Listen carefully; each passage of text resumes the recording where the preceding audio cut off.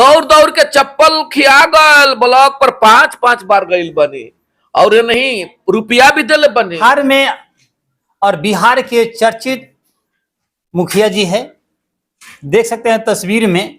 और ये अपने ऑफिस को किसी डीएम कार्यालय से कम नहीं बनाए हुए हैं। मुखिया जी इस प्रकार से ऑफिस बनाए हुए हैं, आपकी जो मालिक है पैर पर पैर चढ़ाकर सोफा पर बैठे हुए हैं। अच्छा लगता है ना, अधिकार है, उन्हीं लोग का कार्यालय है ना।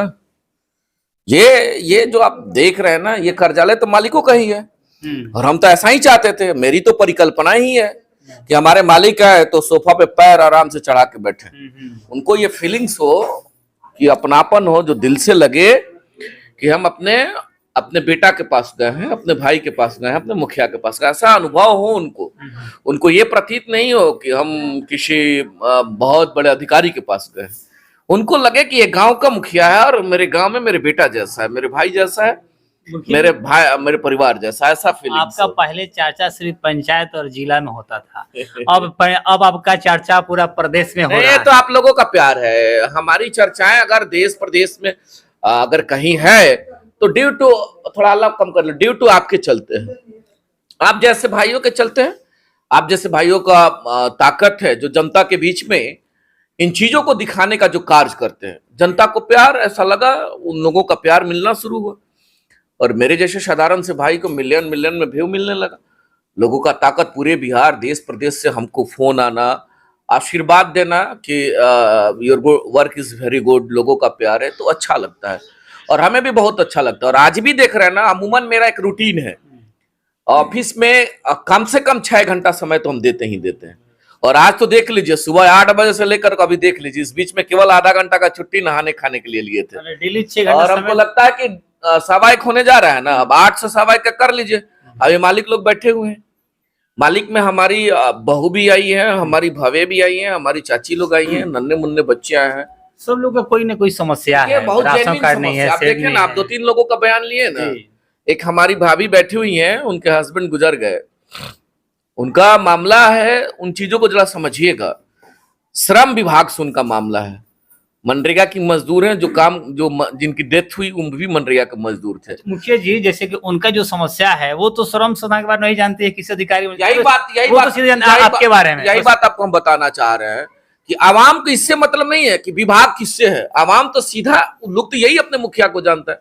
और हम पहले भी कहे थे, देश की 65 से 70% आबादी गांव में बसती है और गांव में बसने वाले लोग मने परसेंटेज जितने लोग हैं उसमें 80% लोग गरीब, गुरबा, दबे, कुचले, विधवा, शोषित, वंचित, दलित, महादलित, पिछड़ा, अति पिछड़ा समाज के लोग होते हैं। हम तो ये पहले भी आपको बता चुके।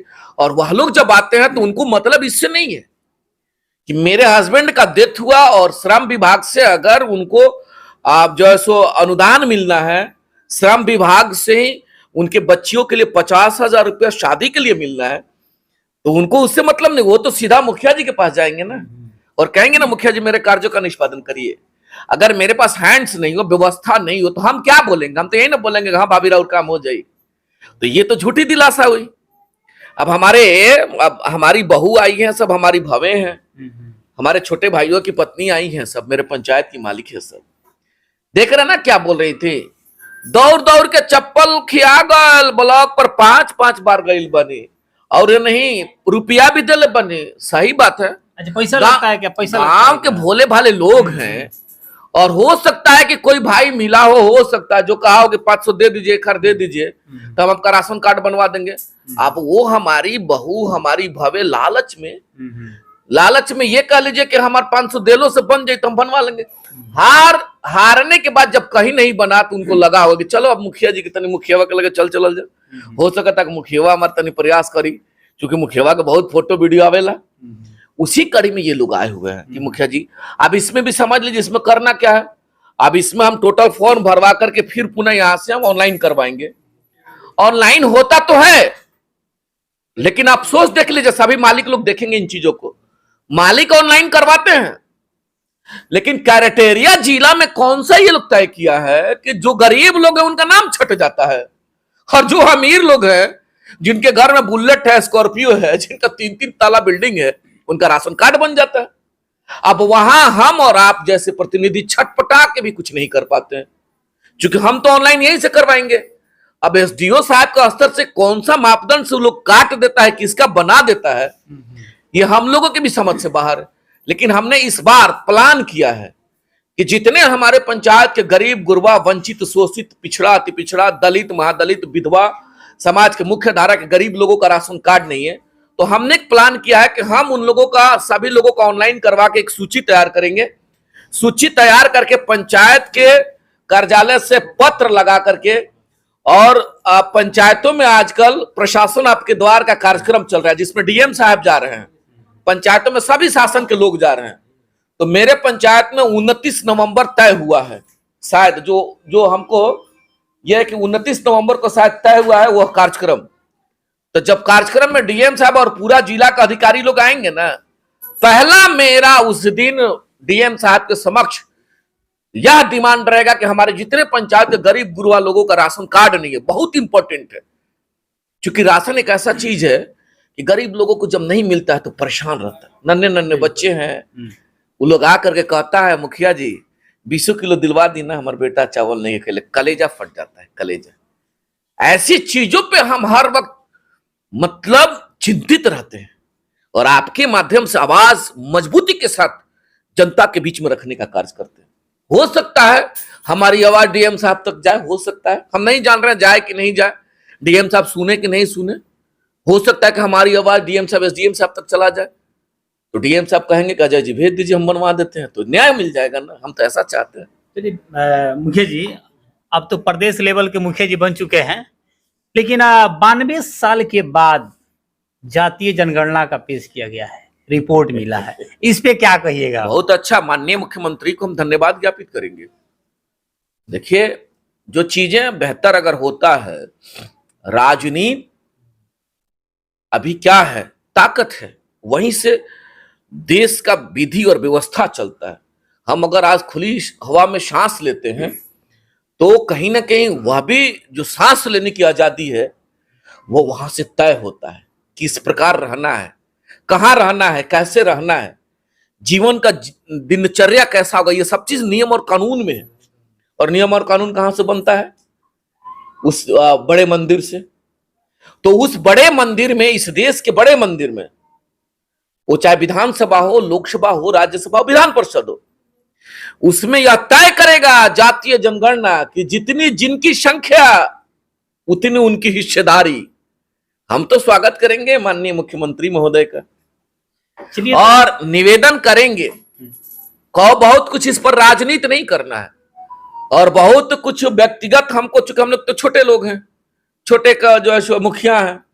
अब बिहार का प्यार जरूर है, मैं जरूर कहूंगा कि जिसकी जितनी संख्या है उसकी उतनी हिस्सेदारी सत्ता में तय होना चाहिए। उसका क्या रिजल्ट आएगा?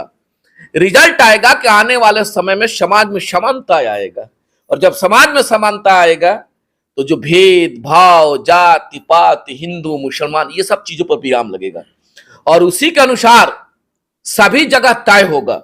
अब हम लोग अति पिछड़ा से आते हैं, देख लीजिए, अति पिछड़ा का बेटा है, और लगभग 36% अति पिछड़ाओं की आबादी है।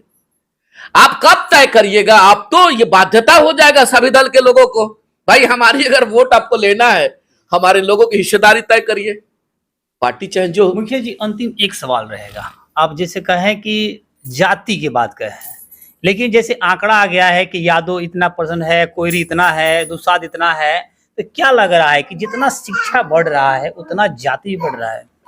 नहीं, देखिए उन चीजों पे क्या होता, मतलब उनका, हमको जहां तक विवेक मेरा जहां तक अपना ये कह रहा है कि जो जातीय जनगणना का लोगों के सामने जो एक डेटा पेश किया गया, सही डेटा है।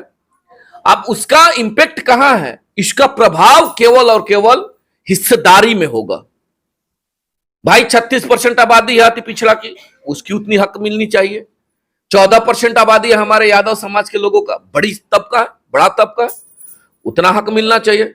लगभग 17% आबादी है हमारी माइनॉरिटी के साथियों का, उतना हक मिलना चाहिए। ब्राह्मण समाज का आबादी है 4.25% या 4% शायद, 3 कुछ है, उतना उस समाज के लोगों के भाई जब उनकी हिस्सेदारी तय होगी तो सब लोग समाज में समानता में आएंगे। मूल रूप तो यही है ना, तय तो यहां कराना है कि चाहे सत्ता हो, एजुकेशन हो, हेल्थ हो, सभी जगहों पे जिसकी जितनी संख्या है इस देश में, इस बिहार में, उतनी उसकी आबादी के अनुसार उसका मापदंड, उसका व्यवस्था तय कर दीजिए। जब तय करिएगा समाज में समानता आने लगा। हम लोग तो ऐसा चाहते हैं। बहरहाल बने रहिए खबरों के साथ। आप देख रहे हैं आर्यन न्यूज़ 24 के साथ। मैं हूं आरवी राज सिवाल।